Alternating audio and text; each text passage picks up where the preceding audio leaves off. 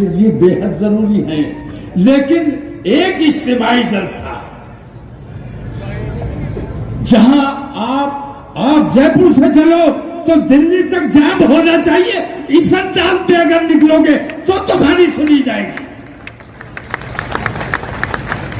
ये ऐसी तादाद में निकलो और तुम दिखाओ कि हमारी तादाद को छुपाते हो। जिस दिन हम सड़कों पर आएंगे तो तुम्हारी रूह कांप जाएगी और तुम हमारी बात सुनने पर मजबूर हो जाओगे। हम इस जज्बे के लोग हैं, अल्हम्दुलिल्लाह मुजाहिद हैं। मुजाहिद को बहुत खराब लफ्ज़ इन लोगों ने, हर शख्स मुजाहिद है, हर शख्स मुजाहिद है। अल्हम्दुलिल्लाह हम स्ट्रगलर हैं अपने मजहब के लिए, अपने मुल्क के लिए, अपने मुल्क के लिए जद्दोजहद करते हैं। हमारे नौजवान बुज़दिल नहीं है। ये बात मैंने बार बार कही है कि हमारे उलमा ने, हमारे दानिशवरों ने, हमारे कायदीन ने अपने नौजवानों को कंट्रोल करके रखा है।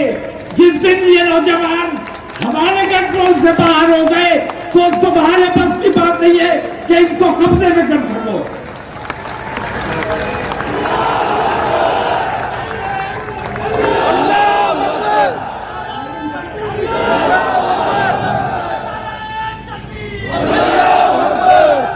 तो मेरे 15 मिनट हो गए,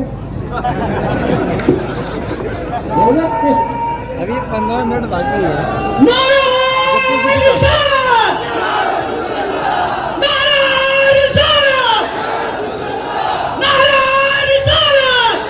या रसूलल्लाह, अब मैं आपको दावत देने के लिए आया हूं। औकाफ की भी बात होगी और एक बात का और एहसास करा दूं आपको, आप खास तौर से तवज्जो दें। मेरी बहुत सी बातों पे लोगों ने तवज्जो नहीं दी। बहुत सी बातें ऐसी हुई जो मैंने कब्ल वक्त की, लोगों की समझ में नहीं आया। मैंने कहा मोबाइल 2016 से मैं चीख रहा हूं कि मोबाइल अपनी कमसिन बच्चियों को मत दो। ये ऐसा शैतान है जो कान से घुसता है तो दिल में जगह बनाता है, और मोबाइल जिस बच्ची के पास है वो है तो हमारे सामने, लेकिन कहां किसके टच में है, किसके रास्ते में है, हमें नहीं पता। उस वक्त इंटरनेट भी इतना आम नहीं हुआ था, तब से मैं चिल्ला रहा हूं, मेरी बात पर तवज्जो नहीं दी गई और नतीजा ये हुआ कि आज जितने इर्तिदाद के वाकयात हो रहे हैं उन तमाम की जड़ में मोबाइल है। दूसरी बात, हमने जो हमारे साथ नाइंसाफियां हो रही है, बेईमानियां हो रही है, अभी 3 फैसले आपके सामने आए। उत्तर प्रदेश सरकार ने जो बुलडोजर चलाए, हिंदुस्तान में जो बुलडोजर चलाए गए, उन बुलडोजर चलाने वालों को, जिनके घर पे बुलडोजर चले, उनको 25-25 लाख मुआवजा देने का पाबंद किया गया है। 30 दिन के अंदर अगर तुम नहीं अदा करोगे तो तुम्हारे खिलाफ सख्त कार्रवाई की जाएगी, तुम्हारी सरकार को बर्खास्त किया जाएगा। बुलडोजर चलाओगे, अपने देश पे बुलडोजर चलाता है, बिल्डिंग ने कोई जुर्म नहीं किया, तू अपने देश की बिल्डिंग पे बुलडोजर चला रहा है, तू अपने देश का दुश्मन है। हमारा दुश्मन बाद में है, हमारे देश का नुकसान कर रहा है, इसलिए हमारा दुश्मन है। ये फैसला आया, आपके इल्म में है, फैसला आया, मजारिस के हवाले से फैसला आया, बहुत मुनासिब फैसला आया, इंसाफ हुआ। मुस्लिम यूनिवर्सिटी के हवाले से फैसला आया, हमेशा अटका के रखा गया, फैसला आ गया, माइनॉरिटी किरदार बहाल कर दिया गया इंशाअल्लाह।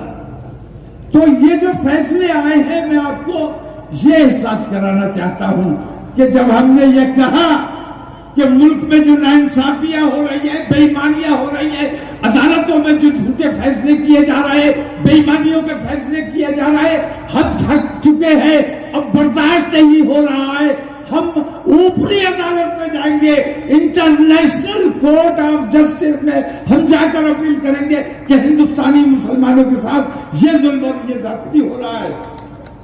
हमें अपर कोर्ट में अपील करनी चाहिए कि नहीं करनी चाहिए? जब हमने ये ऐलान किया है तब इन लोगों को ये खौफ हुआ कि अब अगर बात इंटरनेशनल कोर्ट में चली गई तो हमारे तमाम फैसलों की छीछल अंदर हो जाएगी, बदनामी हो जाएगी, मुल्क की बदनामी। हम अपने मुल्क से मोहब्बत करते हैं, मुल्क की बदनामी नहीं चाहते, लेकिन मुल्क की बिल्डिंगों को नुकसान पहुंचा रहे हो, मुल्क के हिंदुस्तानियों को नुकसान पहुंचा रहे हो। मुसलमान से दुश्मनी नहीं कर रहे हो, तुम अपने मुल्क से दुश्मनी कर रहे हो। इसलिए हम मजबूर थे कोर्ट ऑफ जस्टिस जाने के लिए, लेकिन सुप्रीम कोर्ट को एहसास हो गया कि अगर कोर्ट ऑफ जस्टिस ये चले गए तो कितने फैसले हमने बेईमानी के किए हैं वो तमाम उन पर बात की जाएगी। खत्म कर रहा हूं।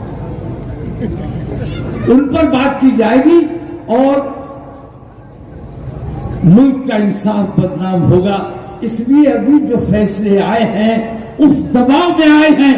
तो मैं कहना यह चाहता हूं कि टिक फॉर टैट से काम चलेगा। हम आदमी हैं तुम्हारे जैसे, जो तुम करोगे वो हम करेंगे, ठीक है? तो अब मेरी आवाज में आवाज मिला दो। जाते जाते तुम्हारे नजर 4 मिसरे करके जाना चाहता हूं कि हक के शहदाई हैं। बताओ हो क्या नहीं हो?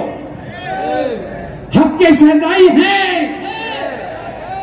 बातिल को कुचल डालेंगे।